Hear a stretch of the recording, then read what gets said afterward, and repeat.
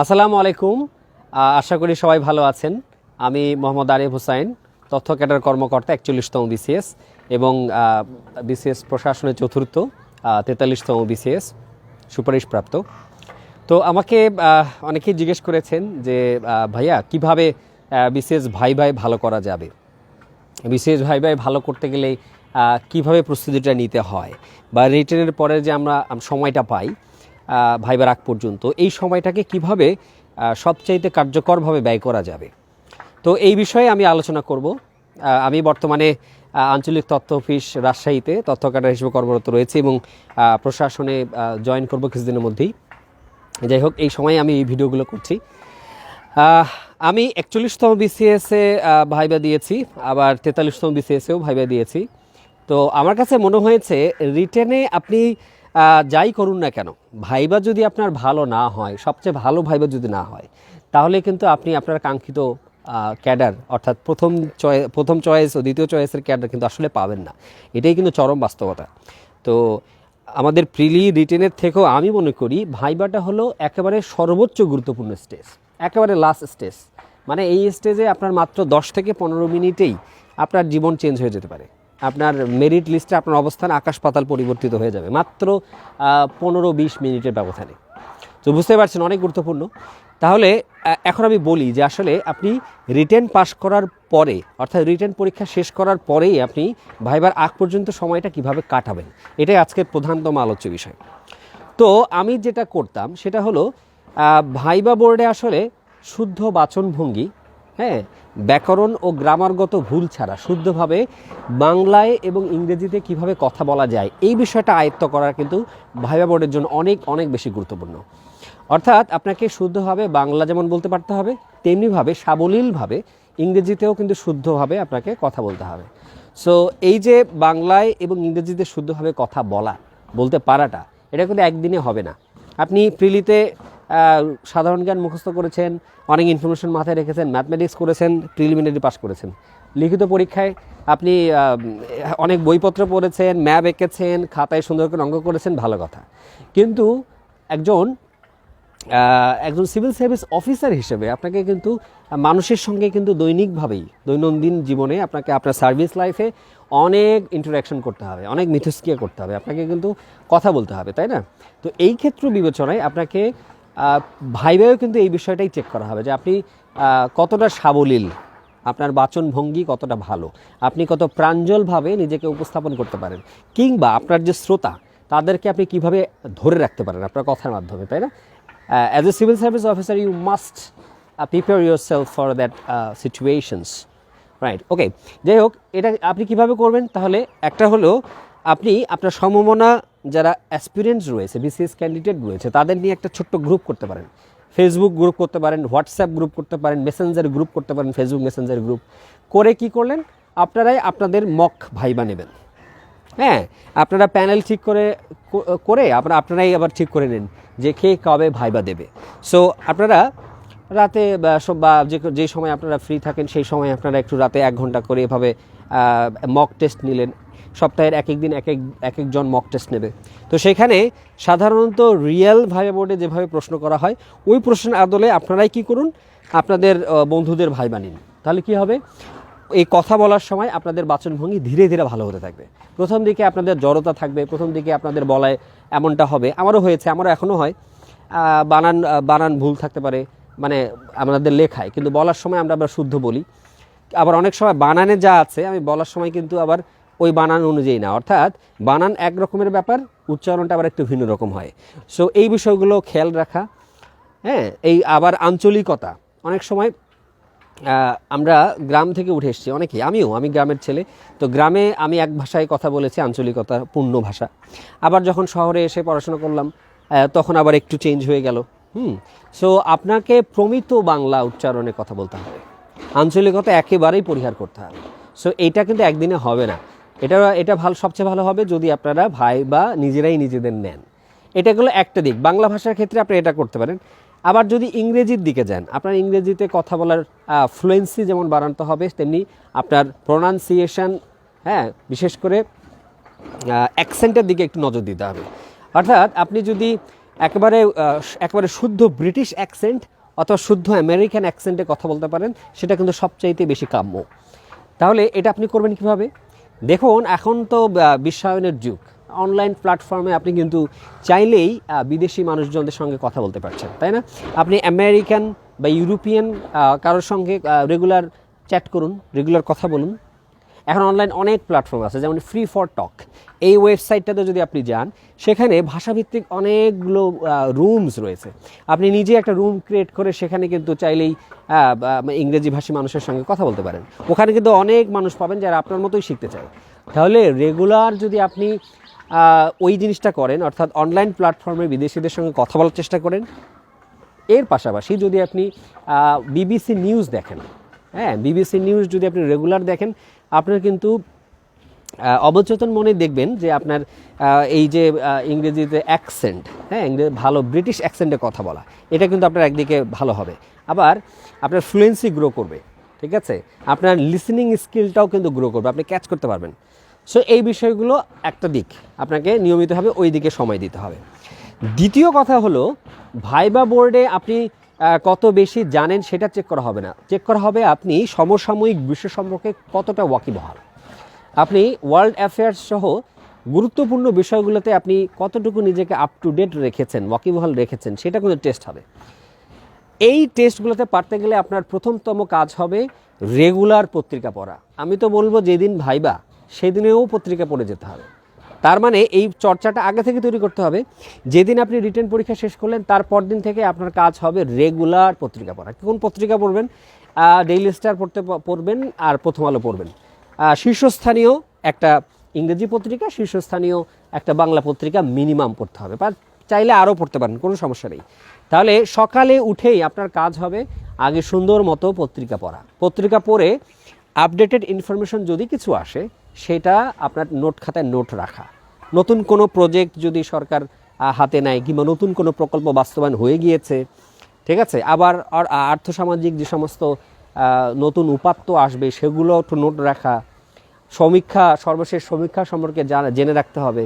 তারপরে সরকারের বিভিন্ন উন্নয়ন প্রকল্পগুলোর সর্বশেষ অবস্থা কী, সো এই বিষয়গুলো জানতে হবে। অর্থাৎ সরকারি চাকরি করার জন্যই তো আপনি ভাইবাটা দিচ্ছেন, তাহলে সরকার কি কি করছে সে সমস্ত আপনার জানতে হবে। সো এগুলো জানার ওয়ে হলো সরকারি বিভিন্ন মন্ত্রণালয়ের যে ওয়েবসাইটগুলো আছে সেগুলোতে একটু ঢু মারা, বিশেষ করে বিবিএসের ওয়েবসাইটে, অর্থ মন্ত্রণালয়ের ওয়েবসাইটে, তারপরে আমাদের বন, পরিবেশ ও জলবায়ু পরিবর্তন মন্ত্রণালয়ের সেই ওয়েবসাইটে একটু ঢু মারা, সেখানে আপডেটেড ইনফরমেশন থাকলে সেটা একটু কালেক্ট করা। সো এই কাজগুলো আপনাকে পত্রিকা সব থেকে বেশি হেল্প করবে। পত্রিকায় আপনি অটোমেটিক্যালি সব পাবেন। আপনি যদি রেগুলার এডিটোরিয়াল ও সম্পাদকীয় পড়েন, দেখবেন যেগুলো সব চলে আসছে, ঠিক আছে? এটা একটা দিক। আবার কারেন্ট অ্যাফেয়ার্স পড়তে পারেন। কারেন্ট অ্যাফেয়ার্স পড়লে ওখানে যে ফিচারগুলো আছে, মাসিক বিভিন্ন বিষয়ের উপর ফিচার, সেই ফিচারগুলোর দিকেও একটু হালকা দৃষ্টিপাত করলেন। কিন্তু মোদ্দা কথা হলো, এই সমস্ত জিনিসগুলো কিন্তু একসাথে করে আপনার একটা নোট খাতায় আনতে হবে। ভাইবার আগে কিন্তু আবার ওই এক মাসের পত্রিকা রিভিশন করতে পারবেন না। পারবেন কি? পারবেন না। এজন্য করা যায় কি, একটু ক্লিপিংস করা যায়। আপনি কেটে রাখলেন, আপনি যে সম্পাদকীয়টা মনে হচ্ছে যেখানে অনেক বেশি সুন্দর সুন্দর ভালো ভালো ইনফরমেশান আপ টু ডেট আছে, ওই ইনফরমেশানগুলো আপনি একটু কেটে ক্লিপিংস করে আপনার সংগ্রহে রেখে দিলেন। এটা একটা দিক, তাই না? আবার বিশ্বব্যাপী কী হচ্ছে, হ্যাঁ, প্রতিনিয়ত কিন্তু নানা প্রতিঘাতের মধ্য দিয়ে কিন্তু যাচ্ছে আমাদের এই বিশ্ব। তাহলে এই বৈশ্বিক যে পরিস্থিতি, হ্যাঁ, কী অবস্থায় রয়েছে, কোন দিকে যেতে পারে, এগুলো আপনি কিন্তু পত্রিকার মাধ্যমে জানতে পারবেন। তাহলে আপনি প্রথমত ভাষাগত চর্চাটা করবেন, শুদ্ধভাবে বলা এবং কিভাবে নিজেকে ভালোভাবে উপস্থাপন করা যায়, হ্যাঁ, ইতিবাচকভাবে নিজেকে উপস্থাপন করা যায়, সেই বিষয়গুলো। সো ওই বিষয়গুলো একটু আপনাকে রেগুলার প্র্যাকটিসের মধ্যে রাখতে হবে। দেখুন, আপনি ইউটিউবে যত ভিডিওই দেখেন না কেন, কীভাবে ইন্ট্রোডিউস ইয়োরসেলফ লেখা যায় বা পড়া যায়, কিভাবে নিজেকে ইন্ট্রোডিউস করা যায়, ইউটিউবে আপনি যতই দেখুন না কেন, ওইভাবে আপনি নিজেকে আসলে ভাইবা বোর্ডে উপস্থাপন করতে পারবেন না, যতক্ষণ না পর্যন্ত আপনি নিজেকে এক্স্যাক্টলি ভাইবা বোর্ডের মতো করে তৈরি না করেন। ভাইবা বোর্ডে আপনার আসল চেহারাটা বের হয়ে আসবেই। সো সবচেয়ে ভালো হয় আপনি ওটার জন্য দীর্ঘমেয়াদী একটা প্রক্রিয়ার মধ্যে দিয়ে যান, ঠিক আছে? তাহলে অটোমেটিকলি ওই জিনিসটা হবে। আর দ্বিতীয়ত পত্রিকার কথা বললাম। আর তৃতীয়ত সেটা হলো ভাইবা বোর্ডে কি কি বিষয় জিজ্ঞেস করা হতে পারে তার একটা প্ল্যান বা ম্যাপ আঁকতে হবে আপনার। যেমন আপনার নিজের যে সাবজেক্ট, সেই সাবজেক্ট থেকে কিন্তু আপনাকে অ্যারাউন্ড 40% প্রশ্ন অবশ্যই করা হবে, এটা আপনি ড্যাম শিওর থাকেন। কারণ আপনি যেই বিষয়ে আপনার মেজর বা যেই বিষয়ে আপনার প্রধান দক্ষতা, সেই বিষয় সম্পর্কে আপনার জ্ঞান টেস্ট না করে তো আপনাকে কেউ সিভিল সার্ভিসে নেবে না। নেবে কি? নেওয়া কি উচিত? অবশ্যই উচিত নয়। তাহলে সেই ক্ষেত্রে আপনার ওখানকার জ্ঞানটা পাকাপোক্ত হলেই আপনি নিজেকে সিভিল সার্ভিস হিসেবে ভাবতে পারবেন, তার আগে পারবেনই না, তাই না? অন্তঃসার শূন্য মানুষকে নিয়ে এই দেশের সরকারের বা লাভ কি? এই দেশ বা জাতি বা কী করবে, তাই না? তা আপনি যেই সাবজেক্টে পড়েন সেই সাবজেক্টের কোন কোন বিষয়গুলো ভাইবা বোর্ডে প্রশ্ন করার মতো। আপনি দেখেন, আপনি first year, second year, third year, fourth year, fifth year masters করে ফেলেছেন, তা আপনি তো নিশ্চিত জানেন যে আপনার যে ডিপার্টমেন্টাল ভাইবাগুলো হয় প্রতি বছর, তো প্রতি সেমিস্টার বা প্রতি ইয়ারের পরে কিন্তু একটা করে ভাইবা হয়। সো ভাইবাগুলোতে আপনাকে কী ধরনের প্রশ্ন করা হয়েছে তো আপনার তো ধারণা আছে, তাই না? আপনি কি করেন, ওই আবারও আপনার যতগুলো সাবজেক্ট ছিল, কোর্স ছিল, আপনি একটা লিস্ট করে ফেলেন যে আপনার এই যে ফোর্থ ইয়ার পর্যন্ত বা মাস্টার্স পর্যন্ত আপনার যতগুলো কোর্স আপনি আপনার আন্ডারগ্র্যাড বা পোস্ট গ্র্যাড লেভেলে পড়েছেন, সেই সাবজেক্টগুলোর একটা লিস্ট করে ফেলেন। ওর ভিতরে আবার কী কী টপিক আছে সেই টপিকগুলো লিস্ট করে টপিকগুলো একটু গুগল সার্চ করুন, বা আপনার ডিপার্টমেন্টের সেমিনার লাইব্রেরি আছে, কিংবা একেবারে রেফারেন্স বই যেগুলো আছে সেই বইগুলো বের করে ছোট্ট ছোট্ট নোট করে ফেলুন। তার মানে আপনাকে কিন্তু অনেক কাজ, অর্থাৎ আপনার হাতে কিন্তু সময় কম। বিসিএস ভাইবার জন্য অনেক পড়তে হয়। যারা মনে করে বিসিএস ভাইবা শুধুমাত্র একটা ভাগ্য বা লাকের বিষয়, সেটা হি ইজ অ্যাবসলিউটলি রং। এখানে আপনি যত বেশি এফোর্ট দেবেন আপনার দিকে তত বেশি এগিয়ে আসবে বিসিএস। আমার কথা বুঝতে পারছেন? আপনি যদি আপনার ডিপার্টমেন্টের রেগুলার 2 ঘন্টা করে যে একটা নোট খাতায় নোট নেন, যে কোনো টপিকগুলোর বিষয়ে মাত্র 2-3 লাইন করে নোট নিলেন, সবগুলো যদি একটু করে আপনি যদি আবারও টাচ নিলেন, দেখবেন ওই টাচ নিতেই আপনার 3 মাস চলে গেছে। এবং যত বেশি টাচ নিতে থাকবেন দেখবেন যে আপনার ওই বিষয়ে জ্ঞানটা কী হচ্ছে, আবারও ফিরে আসতেছে। আপনার তো পরেই আছে সব কিছু, জাস্ট একটু করে আবার কী করা, রিভিউ করা। দেখবেন ভাইবা বোর্ডে আপনার ইউনিভার্সিটির কোনো প্রফেসর কিংবা অন্য একই বিষয়ের অন্য কোনো বিশ্ববিদ্যালয়ের প্রফেসর, উনি কিন্তু আপনার ভাইবা নেবেন। উনি যখন দেখবেন যে আপনি আপনার সিলেবাসটা জানেন, আপনার ভিতরে প্রশ্ন করলে আপনি জিনিসগুলো ধরতে পারছেন, ক্যাচ করতে পারছেন, তখনই কিন্তু আপনাকে উনি পিক করবেন। আপনাকে ভাইবা বোর্ডে আপনি একটা প্রশ্ন করা হয়েছে, আপনি যদি প্রশ্নটা আসলে বুঝতেই না পারেন তাহলে কিন্তু হবে না। আর প্রশ্ন বুঝতে গেলে আপনাকে বইগুলোকে আরেকবার রিভিউ করতে হবে। আপনি বিসিএস পড়তে যেয়ে কিন্তু নিজের সাবজেক্ট ভুলে গেলে কিন্তু একেবারেই হারিয়ে যাবেন, এটাও কিন্তু মাথায় রাখা জরুরি। সো নিজের সাবজেক্টে এভাবে করে একটু হালকা নোট করবেন, ঠিক আছে? লাইব্রেরি ওয়ার্ক করে বা আগের বইগুলো থেকে আবার একটু করে একটা ছোট খাতায় সুন্দরভাবে নোট করে ফেলবেন, ঠিক আছে? এই বিষয়। এর সাথে সাথে আরেকটা বিষয় জরুরি, সেটা হলো আপনি একটু যোগাযোগ করবেন যে আপনার সাবজেক্টে বিসিএস ক্যাডার হয়েছে বা আপনার এই স্পেশালাইজ সাবজেক্ট থেকে বিসিএস ক্যাডার হয়েছে বা সফল হয়েছে, তাদের সঙ্গে একটু যোগাযোগ করা।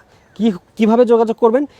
যোগাযোগ তো করতেই পারবেন, ঠিক আছে? কমিউনিকেশন করলে আপনি যদি পরিচয় দেন এমনিতেই যোগাযোগ করা সম্ভব হবে। তো সিনিয়রদের, আপনার ডিপার্টমেন্টের সিনিয়রদের, এরকম সফল মানুষদের সঙ্গে যোগাযোগ করে আপনি তাদেরকে জিজ্ঞেস করবেন যে আপনি ভাইবা বোর্ডে কি প্রশ্ন আপনাকে করা হয়েছে, বা ভাইবা বোর্ডে আপনি আপনার যে সাবজেক্ট সেটার সাথে আপনার যে বিসিএস এর পড়াশোনা বা বিসিএস এর কাজ, আপনার যে সার্ভিস লাইফ, সেটাকে কিভাবে লিঙ্ক করেছেন সেটার একটা খসড়া দাঁড় করানো।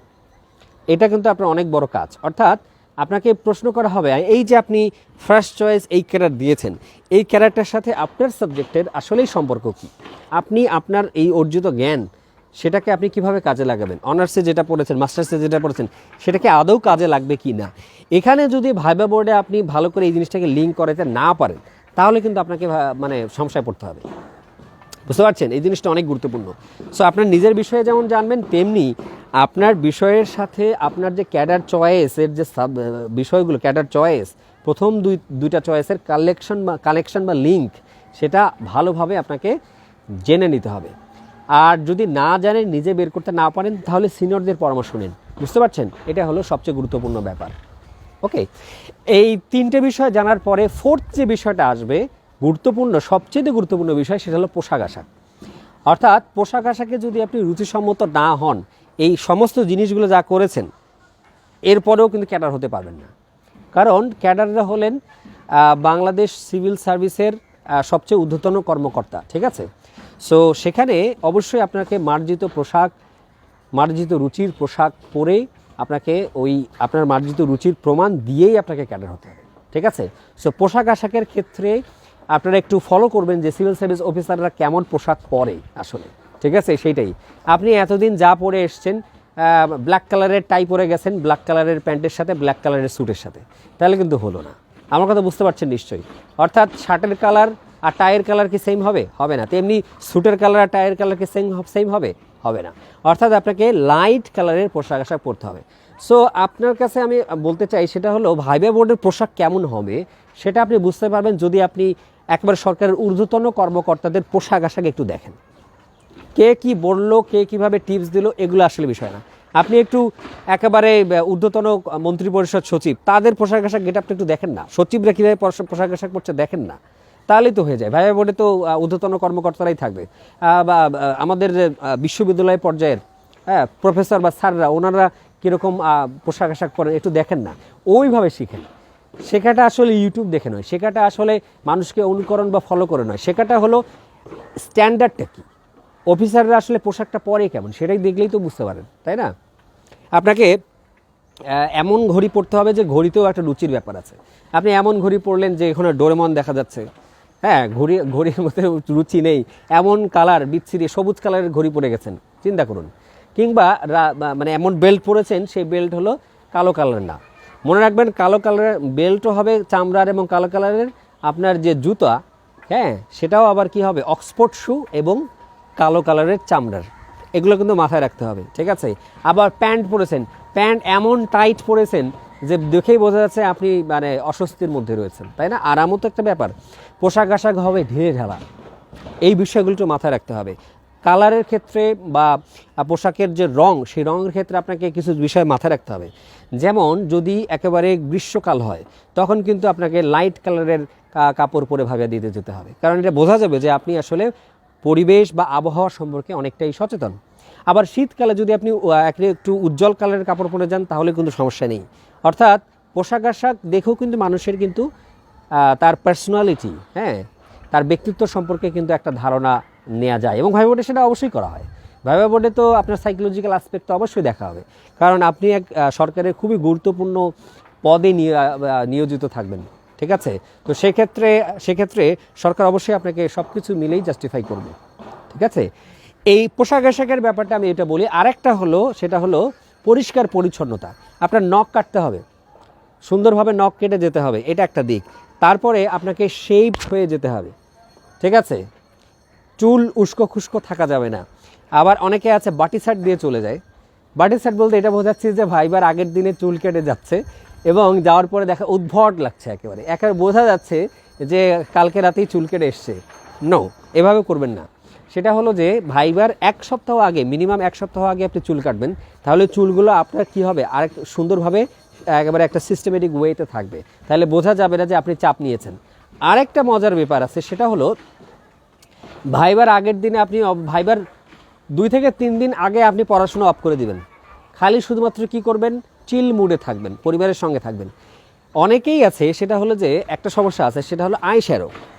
ভাইবার আগে এত বেশি পড়াশোনা করেছে যে চোখের নিচে আই শ্যাডো পড়ে গিয়েছে এবং চোখ একেবারে রক্তাক্ত লাল, মানে দেখে বোঝা যাচ্ছে যে 3 দিন ঘুমায়নি। দেখুন, আপনাকে যদি বিধ্বস্ত লাগে, চেহারায় যদি এরকম দেখা যায়, তাহলে বুঝতে হবে আপনি প্রেশারটা নিতে পারছেন না।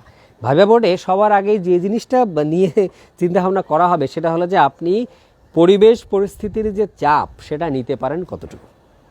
তো ভাইবা বোর্ডে আপনি যত বেশি রিল্যাক্স মুডে নিজেকে শো করতে পারবেন, যত বেশি সাবলীলভাবে আপনি ওইখানকার গেমটা খেলতে পারবেন না, তত বেশি নম্বর পাবেন। বুঝতে পারছেন? সো আপনি এমন একটা ভাব থাকবে আপনার মধ্যে, সেটা হলো যে আপনি ভাই দিতেই যান নাই, আপনি গেছেন একটু গল্প করতে, একটু অফিসিয়াল মিট করতে গেছেন কারোর সঙ্গে, এইরকম একটা ফিলিংস থাকে। আপনি একজন অফিসার, আপনি আরেক অফিসারদের সাথে একটা অফিসার বা আরেক কয়েকজন অফিসার, তাদের সঙ্গে আপনি একটা সাধারণভাবে একটা সৌজন্য সাক্ষাৎ করতে গিয়েছেন, এই ধরনের একটা ফিলিংস নিয়ে যাবেন। ভয় ডর কিচ্ছু যেন আপনার চেহারায় ফুটে না ওঠে। সো এই বিষয়গুলো কিন্তু একদিনে হবে না। সো এই বিষয়গুলো ডেভেলপ করতে গেলে দেখতে হবে, সেটা হলো আপনি রেগুলার একটু ভাইবার 1 মাস আগে রেগুলার একটু ফর্মাল ড্রেস পরে কথা বলতে পারেন আয়নার সামনে নিজে। এটা একটা দিক হতে পারে। আরেকটা দিক হতে পারে ফর্মাল গেট আপ পরে আপনি কোথাও গিয়ে হেঁটে যেয়ে বা কোথাও গিয়ে বা বিভিন্ন কোচিং সেন্টারে মক টেস্টের কিন্তু আয়োজন আছে, তাই না? মক টেস্ট নিচ্ছে অনেক কোচিং, তো সেখানে যেয়েও কিন্তু আপনি একটু মক টেস্ট দিয়ে আসতে পারেন, আপনার জন্যই ভালো হবে। ঠিক আছে, অর্থাৎ প্রয়োজনটা আপনার মনের ভিতরে যে আপনার যে একটা দ্বিধা ভাব আছে, দ্বিধা দ্বন্দ্ব আছে, সেটাকে মেরে ফেলার দায়িত্ব কিন্তু আপনার, অন্য কারোরই নয়। ঠিক আছে, আমার অনেক বন্ধু বান্ধবকে দেখেছি, অনেক পড়াশোনা করেছে, অনেক জানে, শুধু এই বিশেষ ভাইবার কারণে তারা কিন্তু ক্যাডার হতে পারছে না, কিংবা সেই শুধুই বিশেষ ভাইবার কারণেই ভালো ক্যাডারে আসতে পারছে না। তাদের হতাশার জায়গা শুধু একটাই, সেটা হলো এই নিজেকে উপস্থাপন করতে না পারাটা। সো এই জায়গা থেকে বের হয়ে আসতে হবে। দেখুন, আমিও কিন্তু এই যে আপনার ক্যামেরার সামনে এখন আপনাদের সামনে এত কথা বলছি, আমিও কিন্তু এত কথা কখনোই বলিনি ক্যামেরার সামনে। সো আমি এই জায়গাটা এই জায়গায় নিজেকে নিয়ে আসতে পেরেছি, আমি চেষ্টা করেছি বলে তাই। আমি একদিন ক্যামেরার সামনে দাঁড়িয়ে কথা বলেছি বলে আজকেও কথা বলতে পারছি, এক্স্যাক্টলি তাই। আপনি ভাইবা বোর্ডের সামনে যে কথা বলবেন তো অবশ্যই, আপনি ভাইবা বোর্ড কেন, একসময় পুরা দেশের হয়ে কথা বলবেন। সো এটা হলো কেবলই স্টার্ট। সো আপনাকেই সেই পদক্ষেপে সামনে এক পা এগিয়ে আসতে হবে, এটাই হলো বিশেষ ভাইবা। ঠিক আছে, বিশেষ ভাইবা জ্ঞানের কিছু না, বিশেষ ভাইবা হলো আপনার সচেতনতা, আপনি কত সচেতনভাবে এই সমস্ত জিনিসগুলো হ্যান্ডেল করতে পারেন। আর হলো ইতিবাচকতা। দেখুন, নেতিবাচক অনেক কিছুই আছে পৃথিবীতে, নেতিবাচক সব কিছুই আছে, কিন্তু একজন সচেতন মানুষ হিসেবে আপনার দায়িত্ব হলো ইতিবাচকতার প্রচার, ইতিবাচকতার ধারণ করা। সো বিশেষ ভাইবা বোর্ডে আপনাকে ইতিবাচক দিকগুলোই ফুটিয়ে তুলতে হবে, আপনার নিজের ইতিবাচক দিক, আপনার পরিবারের ইতিবাচক দিক, এই রাষ্ট্র সমাজের ইতিবাচক দিক, বিশেষ করে এই মনুষ্য সভ্যতার ইতিবাচক দিক। সো আপনি ইতিবাচকতা প্রকাশ করবেন, ব্যক্তিত্ব ইতোমধ্যে আপনি ব্যক্তিত্বের বিষয়গুলো আমি বলেছি। সো এই হলো বিষয়বস্তু। ঠিক আছে, আর বিভিন্ন রাজনৈতিক কথা যদিও উঠে, রাজনৈতিক ক্ষেত্রে আপনি নিরপেক্ষ মতবাদ যদি ভাইবা বোর্ডে উপস্থাপন করেন তাহলে কোনো সমস্যা নেই। ঠিক আছে, মোট কথা হলো আপনি একজন সচেতন নাগরিক, আপনি দেশপ্রেমিক, এটা যদি ভাইবা বোর্ডে আপনি ফুটিয়ে তুলতে পারেন তাহলেই হয়ে যাবে। ঠিক আছে, সো এই বিষয়গুলোই আবার বলার ছিল যে বিশেষ ভাইবা বোর্ডে এই জিনিসগুলো গুরুত্বপূর্ণ। আরেকটি হলো আপনার যে এক্সট্রা কারিকুলার অ্যাক্টিভিটিস, বিশেষ করে কবিতা আবৃত্তি পারা কিংবা গল্প উপন্যাস সাহিত্য সেগুলো পারা, আপনি পড়েছেন কি না, অর্থাৎ আপনি কতটুকু সংস্কৃতি মনা, এই বিষয়ে কিন্তু একটু অ্যাসেস করা হবে, একটু করা হবে, তাই না? সো সেই জন্য আমি মনে করি, আমি ভাইবা বোর্ডে যাওয়ার আগে আমি নিয়মিত কবিতা আবৃত্তি করতাম নিজে নিজে বাসায় উচ্চ স্বরে। ঠিক আছে, আমার একটু গান করারও শখ রয়েছে, আমি একটু গানও করতাম। আমি আবার ভাবতাম যে যদি ভাইবা বোর্ডে আবার বলে যে একটু গান গেয়ে শোনান। সো ব্যাপারটা হলো আপনি এই জিনিসগুলো শখের বসে করেন নাকি প্রফেশনালি করেন, এই বিষয়টা কিন্তু গুরুত্বপূর্ণ। আপনি যদি বলেন আমি গান গাইতে ভালোবাসি, তখন কিন্তু আপনাকে জিজ্ঞেস করা হবে গানের বিষয়ে, যে একটা গানে কতটুকু অংশ, কি অংশ থাকে, গানের ধরন কত প্রকার। এই জিনিসটা এই কারণেই বলছি যে আমার এক্সপিরিয়েন্স কিন্তু এই বিষয়ে হয়েছে। আমাকে ভাইবা বোর্ডে কিন্তু এই জিনিসগুলো জিজ্ঞেস করা হয়েছে। তো এই কারণেই আপনারা যারা ভাইবা বোর্ডে বলতে চান যে আমি কবিতা আবৃত্তি করতে ভালোবাসি বা গান গাইতে ভালোবাসি বা ছবি আঁকতে ভালোবাসি, দয়া করে এই বিষয়গুলোর যে ব্যাকগ্রাউন্ড থিওরি পড়াশোনা সেগুলো কিন্তু একটু করে যাবেন, বেসিকগুলো। ঠিক আছে, তো আজকে এই পর্যন্তই। ভাইবা বোর্ডে কি বিষয়ে আসলে দেখা হয় আমি সেই বিষয়গুলোই আলোচনা করলাম। আপনাদের সঙ্গে আবারও দেখা হবে অন্য কোনো এপিসোডে। আপনাদের কোনো প্রশ্ন থাকলে, বিশেষ ভাইবা পিলি রিটেন যে কোনো বিষয়ে প্রশ্ন থাকলে দয়া করে কমেন্টে জানাবেন, আমি যথাযথ উত্তর দেওয়ার চেষ্টা করব।